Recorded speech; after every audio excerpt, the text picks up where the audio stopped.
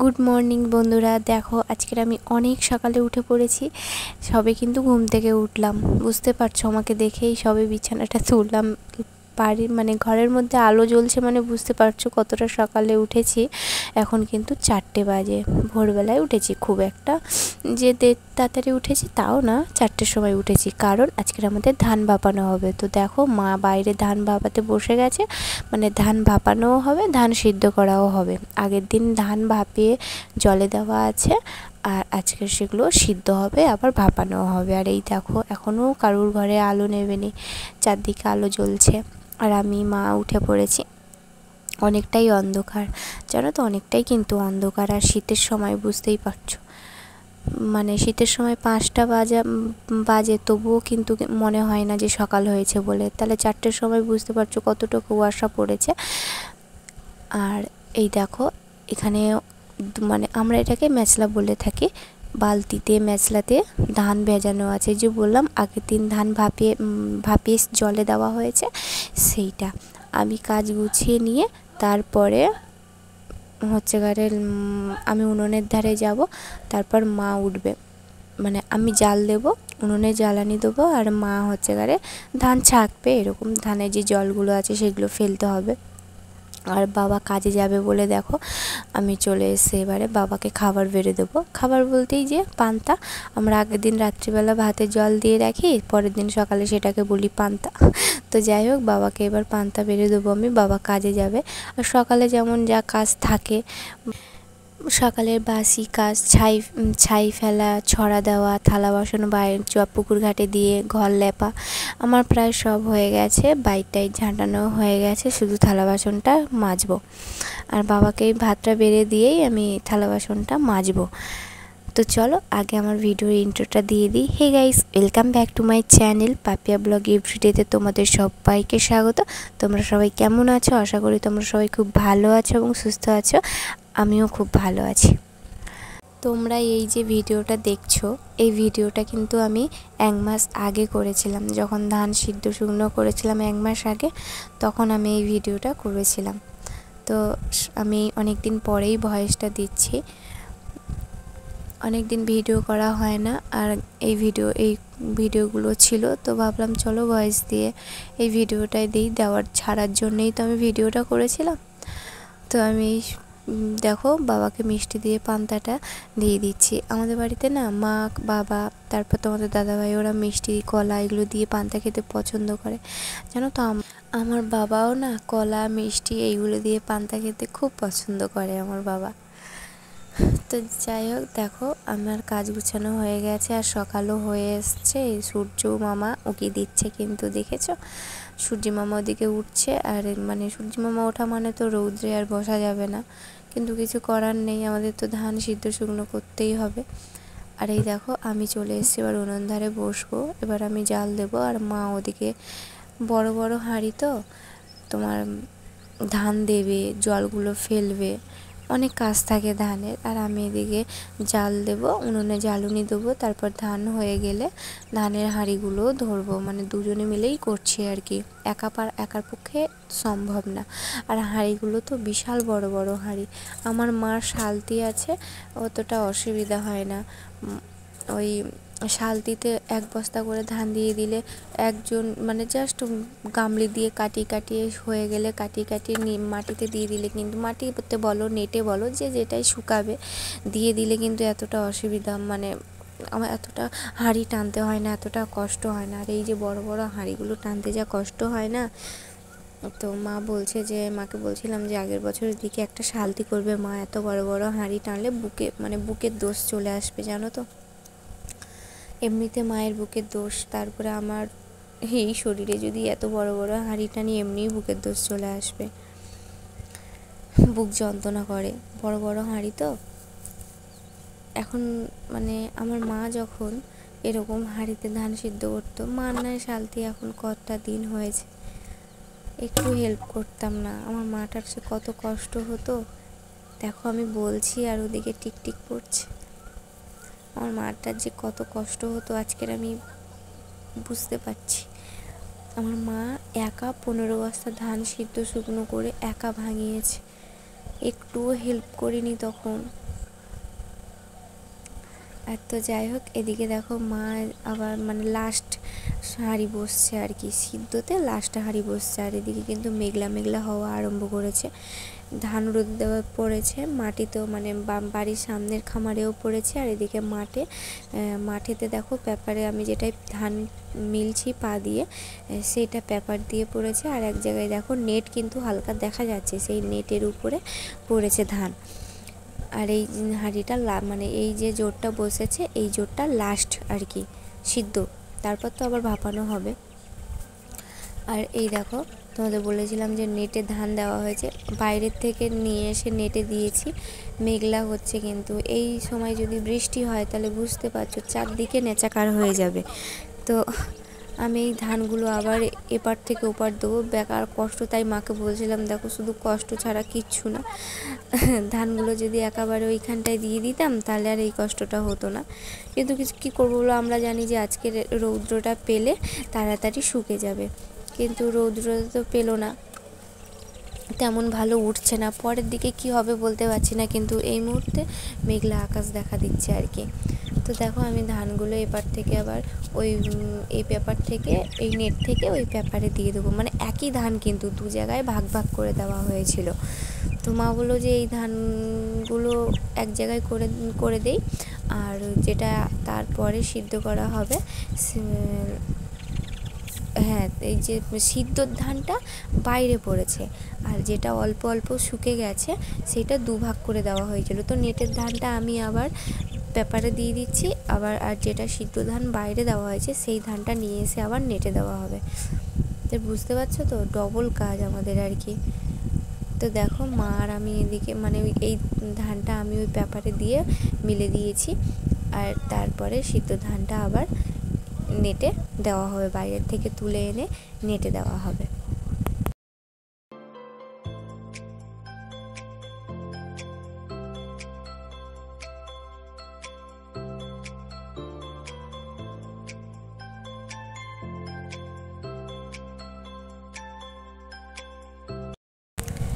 দেখো এইভাবে তো চাকি নিয়ে যাওয়া হাঁড়িটা সম্ভব না, মানে দুজন ধরে, তো বস্তা দিয়ে দিয়েছি নিচে, দিলে সুবিধা হচ্ছে দুজনকে এইভাবে নিয়ে যেতে।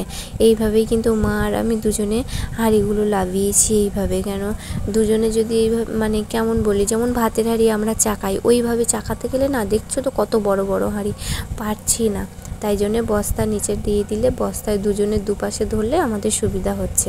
আর এখানে মা ধানগুলো ঢেলে দিয়ে যাচ্ছে, আর আমি সঙ্গে সঙ্গে দেখো ধানের থেকে কেমন ভাপ বেরোচ্ছে আমি ছড়িয়ে দিচ্ছি, যে ধানের যে মুখগুলো ফেটে ফেটে গেছে, ভাত বেরিয়ে গেছে, সেইগুলো শুকিয়ে যাবে। আর নাইলে এক জায়গায় হয়ে থাকলে না ঝপ করে শুকাবে না, একটু সময় নেবে আর কেমন কালো কালো হয়ে যাবে।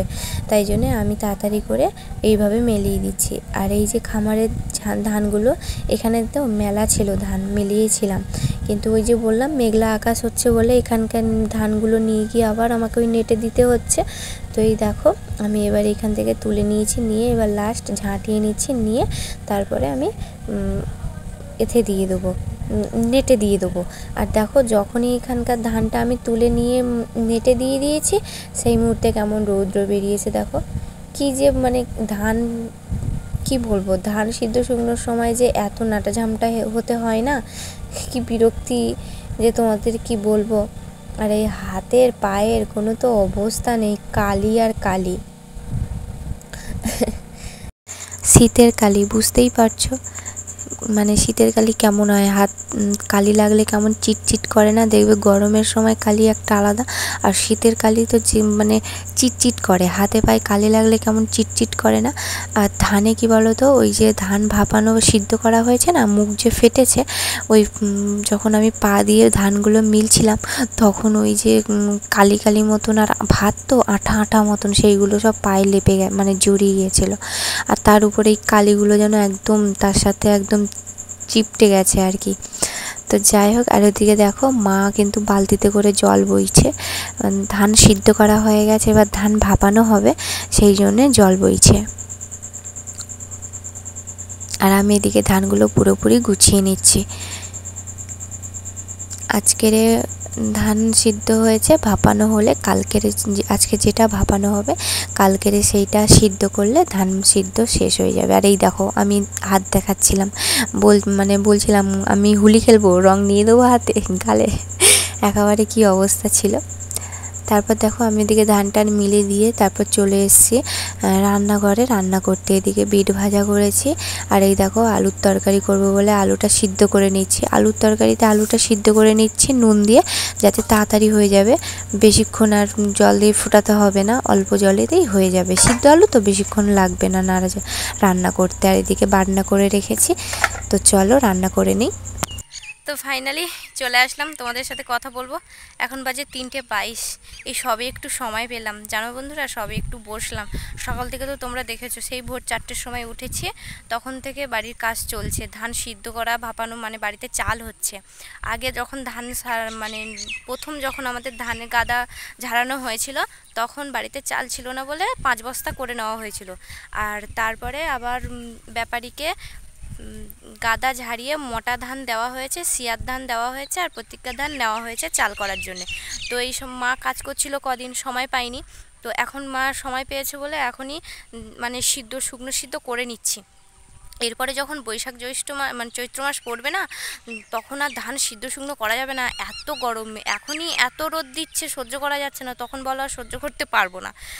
তো এখন করে নিচ্ছে। আর সেই 4টে থেকে চলছে সিদ্ধ করা হয়েছে সেই 4টে থেকে 10টা পর্যন্ত, তারপর আবার 10টা থেকে 12টা পর্যন্ত মা ধান আবার ভাপিয়েছে, আর আমি সেই সময় রান্না করে নিয়েছি। আর তার আগে তো দেখেছো আমি ধান হচ্ছে করে রোদে দিলাম, আর সকালবেলা যা ভেলকি দেখালো মেঘ, এই মনে হচ্ছে এই বৃষ্টি চলে আসবে, এই বৃষ্টি চলে আসবে, তখন খুব ভয় পাইয়ে দিয়েছিল, যদি বৃষ্টি চলে আসে ধানের অনেক ক্ষতি হয়ে যাবে না, তাড়াতাড়ি তুলতে তুলতে তো বৃষ্টি চলে আসবে।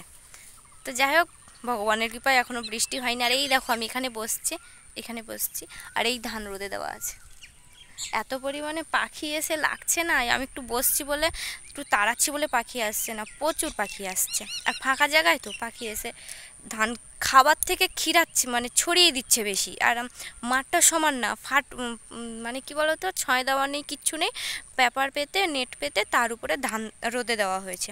আর পাখি যদি ছড়িয়ে দেয় না, তুলতে অসুবিধা হচ্ছে, সেই জন্য মানে তোরা খাবি খা, আরও বেশি করে ছড়িয়ে দিচ্ছে, তখন গুড়াতে অসুবিধা হচ্ছে একটু, তাই আমি একটু বসছি ওদেরকে তাড়িয়ে রাখার জন্য। আর সেই 4টের সময় মা 4টের সময় উঠে ধান সিদ্ধ বসিয়েছে, আর আমি সকালে বাসি ঘরের কাজগুলো সব গুছিয়ে নিলাম, তারপর বাবাকে পান্তা বেড়ে দিয়েছি, বাবা নিয়ে কাজে চলে গেছে, তারপর থেকে শুরু হয়ে গেছে যুদ্ধ। আজকে সারাদিনটা না ধানেই কেটে গেল, ধান নিয়েই কেটে গেল সারাদিনটা।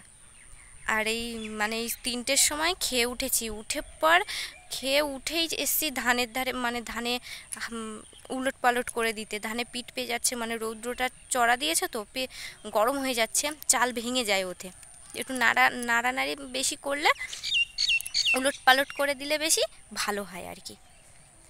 এখন বুঝতে পারছি আমার মার কতটা কষ্ট হতো।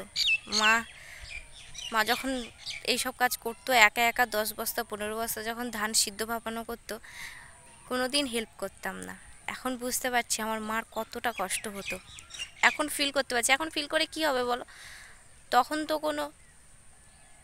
তো কোনো আর করিনি, হেল্প করিনি, এখন ভেবেও কোনো লাভ নেই। বুঝতে পারি এখন, অনেক অনেক অনেক বুঝতে পারি। তো যাই হোক, আর তোমাদের তো বললাম কি কি রান্না করেছি, বিটকপি ভাজা করেছি আর আলুর তরকারি করেছি, আর বেশি করিনি। আর সেই মুহূর্তে খুব তাড়াতাড়ি রান্না করেছি জানো, রান্না করে নিয়ে পর আবার ধানের ধারে এসেছি। ধান রোদে দেওয়া মানে, আর বেশি রোদ বাড়ানো মানে সব মানে খুব ঘন ঘন উল্টাতে পাল্টাতে হবে। যারা বাড়িতে ধান সিদ্ধ ভাপাও তারা জানবে ধান ঘরে চাল করতে গেলে ধানে কতটা কাজ করতে হয় ধান রোদে দিলে। মানে আজকের দিনটা তো, কালকের দিনটা সিদ্ধ করা হলে 8 বস্তা ধান, কালকের দিনটা সিদ্ধ করব, তারপরে কদিন একটু রোদে নাড়ানাড়ি করলেই কমপ্লিট, এবছরের মতন চাল করা কমপ্লিট হয়ে যাবে। তারপর সিদ্ধ হয়ে গেলে, শুকনো হয়ে গেলে মেশিন নিয়ে এসে, ধান কটা মেশিন নিয়ে এসে কুটিয়ে নেব, হয়ে যাবে। আর যে 5 বস্তা ধানের চাল করেছিলাম সেইগুলোই খাওয়া হচ্ছে এখন।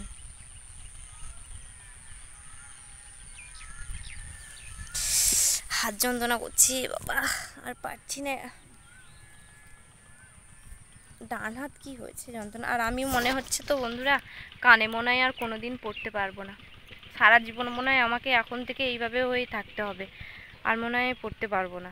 কিছু পড়লেই ফুলে যাচ্ছে, রস হচ্ছে। কি দেই বলো তো?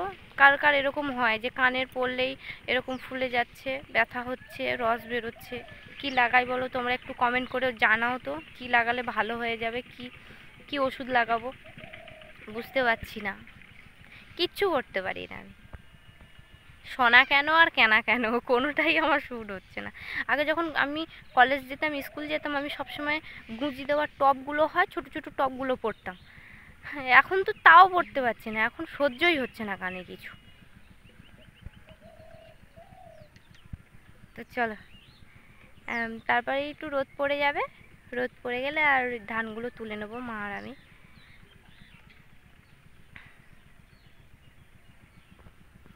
কি ভালো লাগছে না এটা?